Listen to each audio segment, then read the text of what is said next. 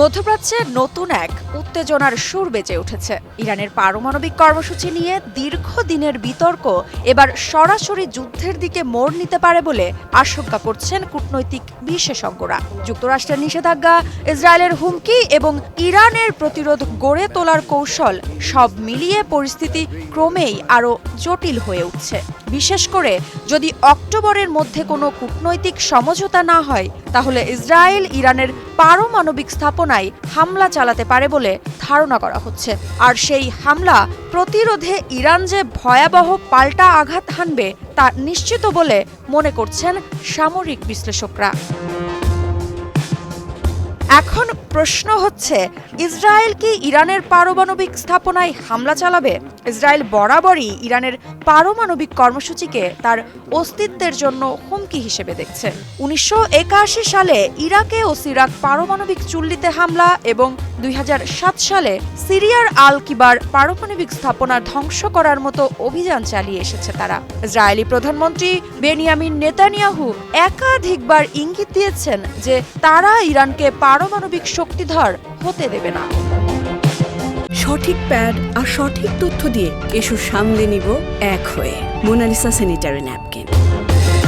সম্প্রতি গোয়েন্দা সূত্রের বরাত দিয়ে ইসরায়েলি সংবাদ মাধ্যমগুলো জানিয়েছে, পশ্চিমাদের দাবি ইরানের ইউরেনিয়াম সমৃদ্ধকরণের হার বর্তমানে 84% পৌঁছেছে, যা পারমাণবিক অস্ত্র তৈরি করার জন্য প্রয়োজনীয় মাত্রার প্রায় কাছাকাছি। ফলে ইসরায়েলের হামলার সম্ভাবনা বেড়ে গেছে।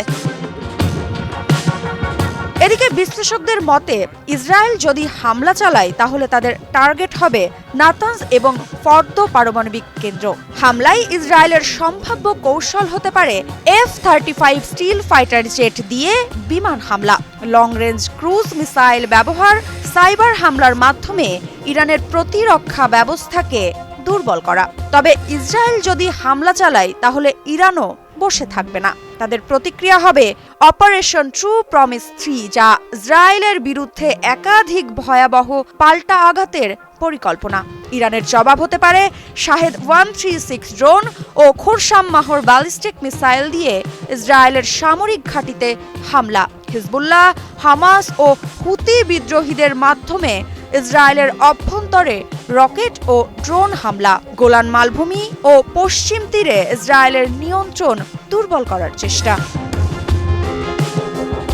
ইরান এরই মধ্যে লেবাননে হিজবুল্লাহ, গাজায় হামাস ও ইয়েমেনে হুতি বিদ্রোহীদের মাধ্যমে ইসরায়েলকে চারদিক থেকে চাপের মধ্যে রেখেছে।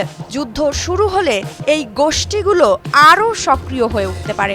এখানেই আসে সবচেয়ে গুরুত্বপূর্ণ প্রশ্ন, যুক্তরাষ্ট্র কি সরাসরি যুদ্ধে জড়াবে নাকি পরোক্ষভাবে ইসরায়েলকে সমর্থন দেবে? বিশ্লেষকরা মনে করছেন, যুক্তরাষ্ট্র কয়েকটি উপায়ে ইসরায়েলকে সাহায্য করতে পারে, যেমন গোয়েন্দা তথ্য সরবরাহ করা, বিমান প্রতিরক্ষা ব্যবস্থা শক্তিশালী করা, সাইবার হামলার মাধ্যমে ইরানের প্রতিরক্ষা দুর্বল করে দেওয়া। তবে সরাসরি সামরিক অভিযান চালালে ইরান যুক্তরাষ্ট্রের মধ্যপ্রাচ্য জুড়ে থাকা সামরিক ঘাঁটিগুলোতে হামলা চালাতে পারে।